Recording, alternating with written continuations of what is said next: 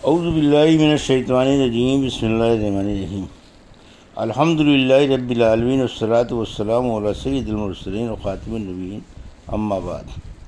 صحیح بخاری باب کتاب التفسیر، حدیث نمبر 4825، اردو ترجمہ۔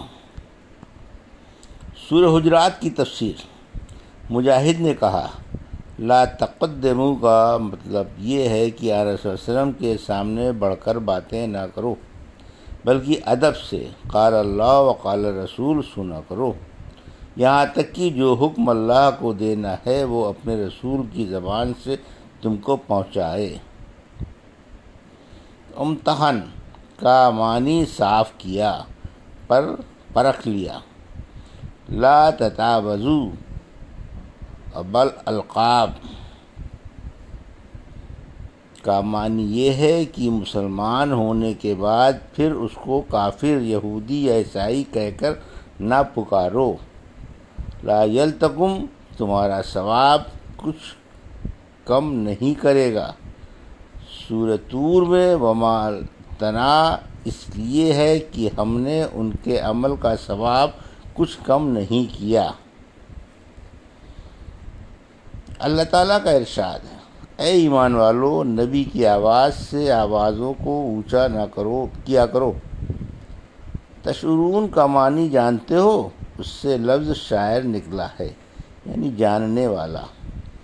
ہم سے یسرا بن صفوان بن جمیل لخمی نے بیان کیا، کہا ہم سے نافع بن عمر نے، ان سے ابن ابی ملیکہ نے بیان کیا کہ قریب تھا کہ وہ سب سے بہتر افراد تباہ ہو جائیں، یعنی ابو بکر اور عمر۔ ان دونوں حضرات نے نبی کریم صلی اللہ علیہ وسلم کے سامنے اپنی آواز بلند کر دی تھی۔ یہ اس وقت کا واقعہ ہے جب نبی تمیم کے سوار آئے تھے، بنی تمیم کے سوار آتے تھے، اور آن صلی اللہ علیہ وسلم سے انہوں نے درخواست کی کہ ہمارا کوئی امیر بنا دیں۔ ان میں سے ایک عمر نے بنی مجاشع کے اقرع بن جابس رضی اللہ عنہ کے انتخاب کے لیے کہا تھا، اور دوسرے ابو بکر نے ایک دوسرے کا نام پیش کیا تھا۔ نافع نے کہا کہ ان کا نام مجھے یاد نہیں۔ اس پر حضرت ابو بکر نے حضرت عمر رضی اللہ عنہ سے کہا کہ آپ کا ارادہ مجھ سے اختلاف کرنا ہی ہے۔ حضرت عمر رضی اللہ عنہ نے کہا کہ میرا ارادہ آپ سے اختلاف کرنا نہیں ہے۔ اس پر ان دونوں کی آواز بلند ہو گئی۔ پھر اللہ تعالیٰ نے یہ آیت اتاری، اے ایمان والو، اپنی آواز کو نبی کی آواز سے بلند نہ کیا کرو۔ حضرت عبداللہ بن زبیر نے بیان کیا کہ اس آیت کے نازل ہونے کے بعد حضرت عمر نبی کریم صلی اللہ علیہ وسلم کے سامنے اتنی آہستہ آہستہ بات کرتے کہ آپ صاف سن بھی نہ سکتے تھے اور دوبارہ پوچھنا پڑتا تھا۔ انہوں نے اپنے نانا یعنی حضرت ابو بکر رضی اللہ عنہ کے متعلق اس سلسلے میں کوئی چیز بیان نہیں کی۔ حدیث نمبر 4826، اردو ترجمہ۔ ہم سے علی بن عبداللہ نے بیان کیا، کہا ہم سے اظہر بن سعد نے بیان کیا، کہا ہم کو ابن عون نے خبر دی، کہا کہ مجھے موسیٰ بن انس نے خبر دی، اور انہیں حضرت انس بن مالک رضی اللہ عنہ نے کہ نبی کریم صلی اللہ علیہ وسلم نے حضرت ثابت بن قیس رضی اللہ عنہ کو نہیں پایا۔ ایک صحابی نے عرض کیا، یا رسول اللہ، میں آپ کے لیے ان کی خبر لاتا ہوں۔ پھر وہ ثابت بن قیس کے یہاں آئے، دیکھا کہ وہ گھر میں سر جھکائے بیٹھے ہیں۔ پوچھا کیا حال ہے؟ کہا کہ یہ برا حال ہے کہ نبی کریم صلی اللہ علیہ وسلم کی آواز کے مقابلے میں بلند آواز سے بولا کرتا تھا، اب سارے نیک عمل اکارت ہوئے اور اہل دوزخ میں قرار دے دیا گیا ہوں۔ وہ نبی کریم صلی اللہ علیہ وسلم کی خدمت میں حاضر ہوئے اور انہوں نے جو کچھ کہا تھا اس کی اطلاع آپ کو دی۔ حضرت موسیٰ بن انس نے بیان کیا کہ وہ شخص اب دوبارہ ان کے لیے ایک عظیم بشارت لے کر ان کے پاس آئے۔ آن صلی اللہ علیہ وسلم نے فرمایا تھا کہ ان کے پاس جاؤ اور کہو کہ تم اہل دوزخ میں سے نہیں بلکہ تم اہل جنت میں سے ہو۔ اللہ تعالیٰ کا ارشاد ہے، بے شک جو لوگ آپ کو حجروں کے باہر سے پکارا کرتے ہیں ان میں سے اکثر عقل سے کام نہیں لیتے۔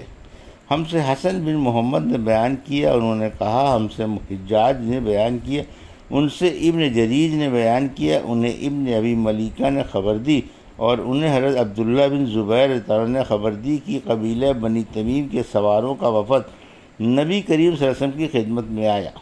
حضرت ابو بکر نے رضی اللہ عنہ نے کہا کہ ان کا امیر آپ قعقاع بن معبد کو بنا دیں، اور حضرت عمر رضی اللہ عنہ نے کہا کہ بلکہ اقرع بن جابس کو امیر بنائیں۔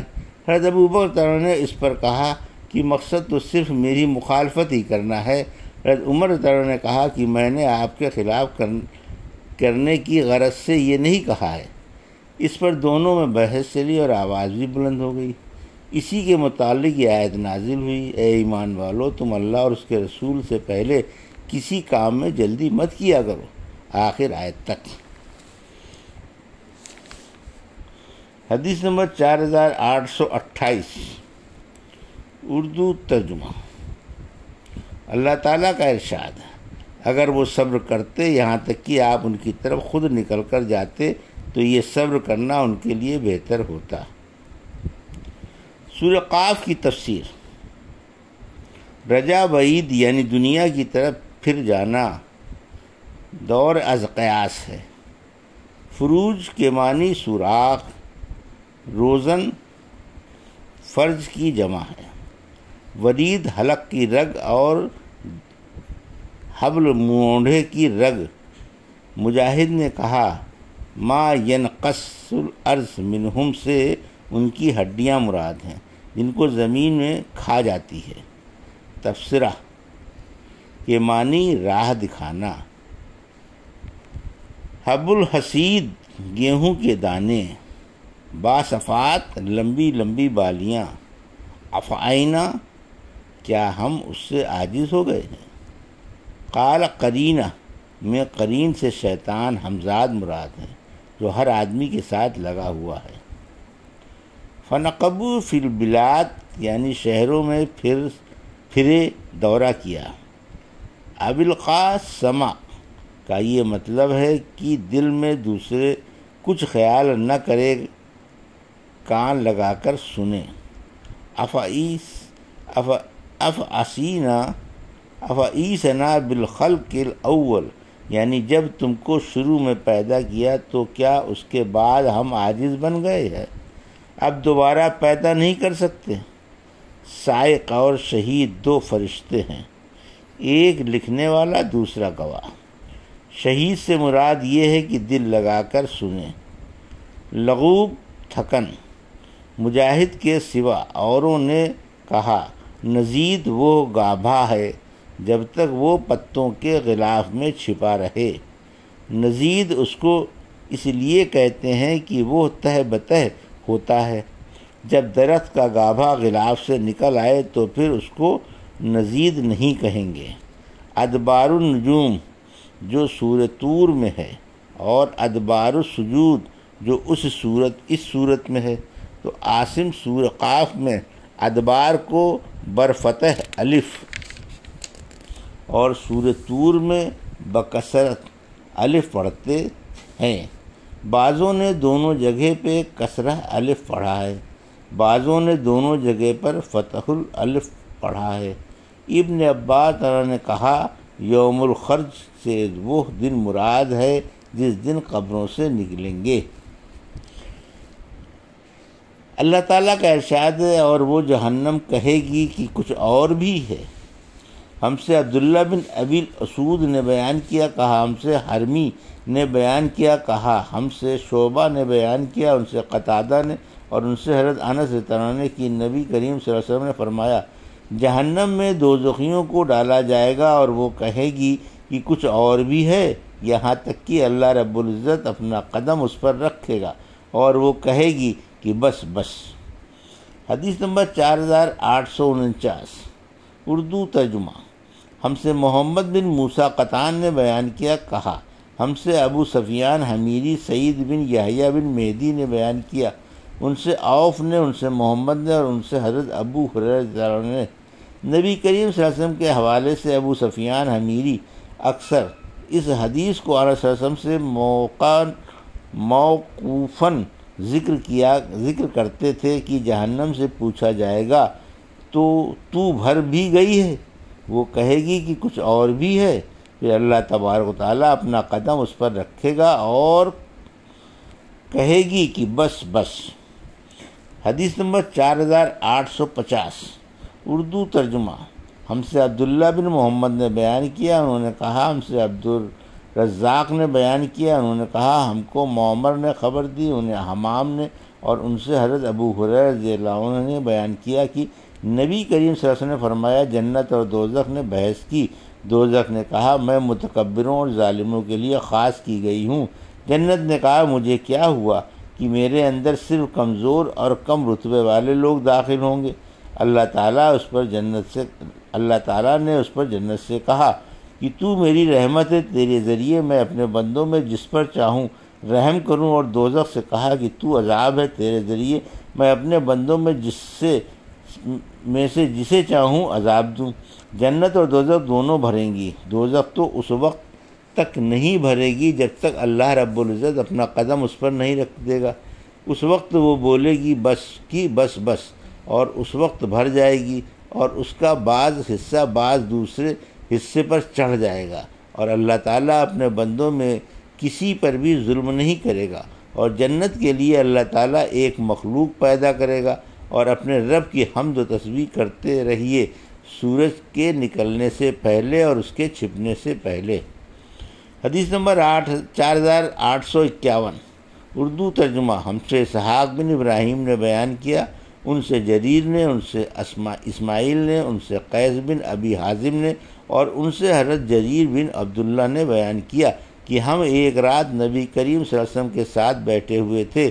14ویں رات تھی۔ آقا صلی اللہ علیہ وسلم چاند کی طرف دیکھا اور پھر فرمایا کہ یقیناً تم اپنے رب کو اسی طرح دیکھو گے جس طرح اس چاند کو دیکھ رہے ہو، اس کی رویت میں تم دھکم پیل نہیں کرو گے، بلکہ بڑے اطمینان سے ایک دوسرے کو دھکا دیے بغیر دیکھو گے۔ اس لیے اگر تمہارے لیے ممکن ہو تو سورج نکلنے اور ڈوبنے سے پہلے نماز نہ چھوڑو۔ پھر آپ نے آیت اور اپنے رب کی حمد و تسبیح کرتے رہنے آفتاب نکلنے سے پہلے اور چھپنے سے پہلے کی تلاوت کی۔ حدیث نمبر 4852 اردو ترجمہ۔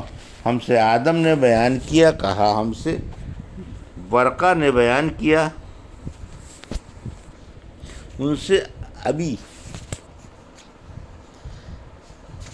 نجیح نے، ان سے مجاہد نے بیان کیا کہ حضرت ابن عباس نے انہیں تمام نمازوں کے بعد تسبیح پڑھنے کا حکم دیا تھا۔ آپ کا مقصد اللہ تعالیٰ کا ارشاد و ادبار السجود کی تشریح کرنا تھا۔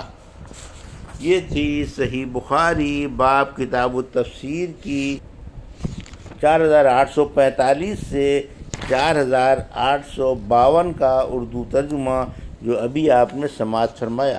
اللہ سے دعا ہے کہ اللہ میں حدیثوں کی صحیح سمجھ عطا فرما اور ان پر عمل کرنے کی توفیق عطا فرما۔ آمین یا رب العالمین۔